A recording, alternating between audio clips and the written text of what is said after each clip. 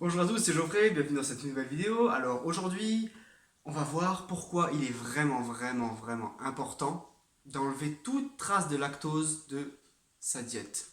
Que ce soit la chrononutrition, le paléo, de toute façon le paléo on touche pas aux produits laitiers, le régime cétogène, pourquoi est-ce que même si un régime cétogène normalement on mange énormément de crème, énormément de beurre, pourquoi est-ce que c'est vraiment important de faire vraiment attention à, euh, à réduire énormément, réduire au maximum, au minimum, pardon, réduire ou enlever vraiment, si on peut, toute trace de lactose de sa diète. C'est parti. Alors, nous, en tant que chrono coach, en tant que chrono pratiquant, en tant que paléo, en tant que céto, on sait que l'être humain, il est fait pour fonctionner à la perfection avec les produits animaux. Bien. Donc, on va consommer beaucoup de produits animaux. Et donc, il va falloir que notre corps il fonctionne vraiment à merveille au niveau des enzymes et des protéases. Les protéases, c'est les enzymes qui vont digérer les protéines.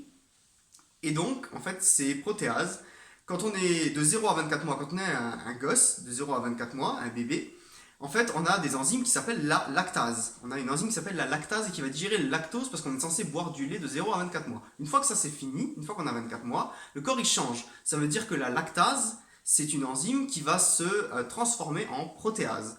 Et donc cette protéase, elle va digérer les protéines. Mais dans un environnement où le corps est soumis encore à une grande quantité de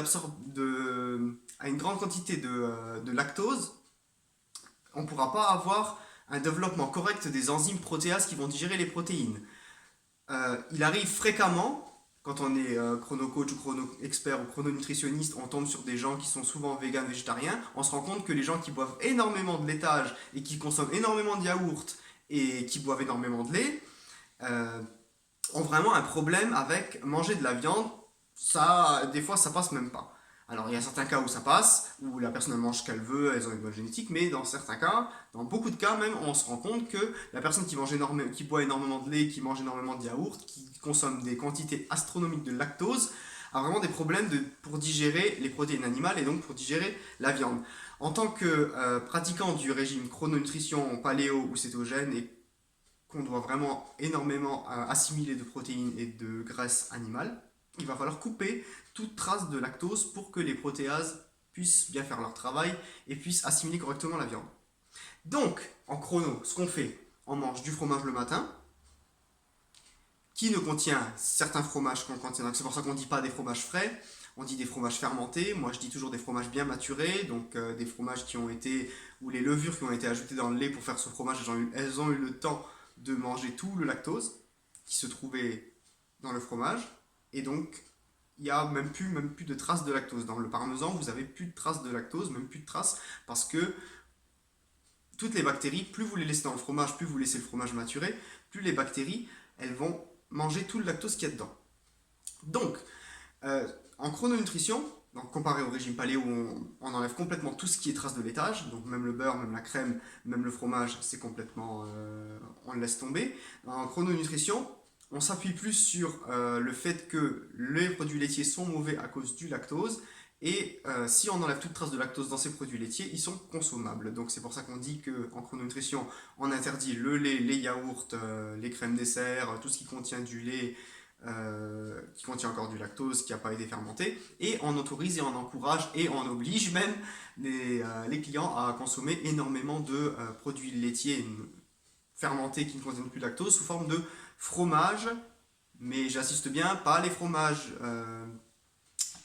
frais, pas tout ce qui est mozzarella, tout ce qui est fromage à tartiner, tout ce qui est fromage qui contient beaucoup d'eau, les fromages grecs qu'on met les fromages qu'on met dans les faritas, les fromages qu'on trouve au restaurant grec, tout ça c'est des fromages qui trempent dans l'eau, qui contiennent encore beaucoup d'eau et qui sont pas fermentés, qui contiennent encore beaucoup de lactose. On va plutôt s'appuyer sur tout ce qui est camembert, les brie, les mentas, le parmesan, les tomes de Savoie, les tomes de brebis, le gruyère, les mentales, etc., etc. Après, tout dépend si vous avez de l'hypertension ou pas, si vous devez faire attention au sel ou pas. Ça, c'est encore un autre sujet. Mais on va s'appuyer sur tout ce qui est nos lactoses. En cétogène, c'est encore différent, parce qu'en régime cétogène, on va faire apporter beaucoup de graisse et c'est vraiment très important de ne pas avoir aucune trace ni de sucre ni de lactose et encore ni normalement de laitage qui contiennent de la caséine. Alors le beurre on l'autorise pour certaines personnes, on n'autorise pas le fromage. Alors généralement un vrai régime cétogène on n'autorise pas le fromage parce que si la personne elle est sensible à la caséine, à la whey, au lactose ou quoi que ce soit qui se trouve dans le fromage, à l'histamine, peu importe, ça va lui faire perdre tous ses corps cétoniques et du coup la cétogénèse pourra se faire mais la cétoadaptation ne se fera pas. Donc du coup le corps cétonique ne pourra pas être utilisé comme carburant par la cellule et donc on ne va pas pouvoir faire une cétose correcte. Bien sûr, je m'appuie toujours sur la différence entre faire une cétose, une cétogénèse, produire des corps cétoniques et utiliser ces corps cétoniques par les cellules, donc être céto-adapté. La cétoadaptation n'étant pas la même chose que la cétogénèse. Peu importe. Revenons aux produits laitiers du coup au niveau chrononutrition. Alors niveau chrononutrition, ce qu'on utilise comme produits laitiers c'est la crème, le beurre et le fromage. On considère que ces produits laitiers ne contiennent pas plus ou très peu de lactose. Alors pour le fromage, vous avez certains fromages qui il y a marqué carrément sans lactose alors qu'ils n'ajoutent pas de lactase. Petite parenthèse, évitez complètement tout ce qui est lait de vache sans lactose par adjonction de lactase. J'explique. Il y a certains grands laits. Grand lait est une marque. Je voulais pas dire de marque, mais Grand lait est une marque, d'accord. Certaines grandes marques qui font du lait sans lactose.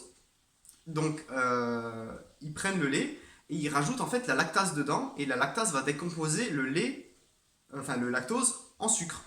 Donc, du coup, dans ce lait, vous aurez plus de lactose, mais vous aurez du sucre et de la lactase. Et donc, du coup, c'est vraiment pas une bonne idée non plus. Déjà, parce que ce lait contient du sucre. Donc, le lait contient du gras animal et du sucre.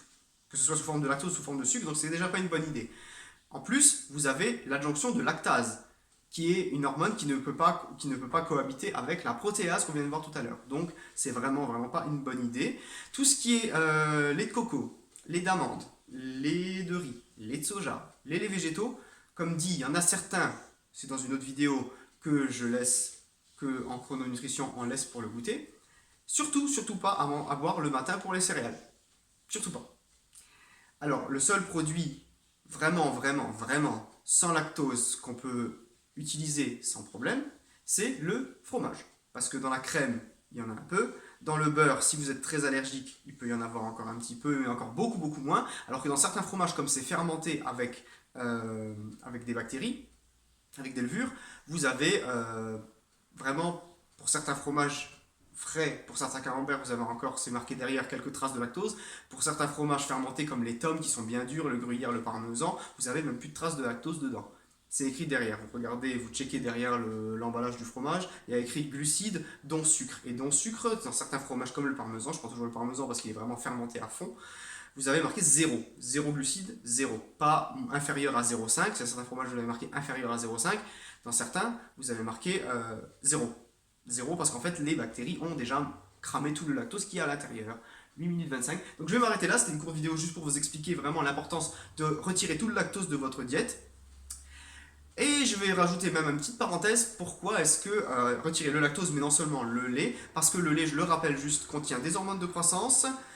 Pour certaines personnes qui voudraient boire du lait jusqu'à un certain âge, je ne le conseille pas, parce que vous allez avoir des problèmes articulaires, sachant que les hormones de croissance ne disparaissent pas avec la pasteurisation, ni le fait de faire bouillir le lait. Vous allez toujours avoir ces hormones de croissance qui, par la suite, si vous consommez du lait régulièrement jusqu'à un âge avancé, les hormones de croissance sont faites pour faire grandir les articulations. Donc si jamais vous consommez beaucoup de lait pendant une grande période de votre vie qui contient des hormones de croissance, vous allez avoir des problèmes articulaires et dont un qui est bien connu, la polyarthrite.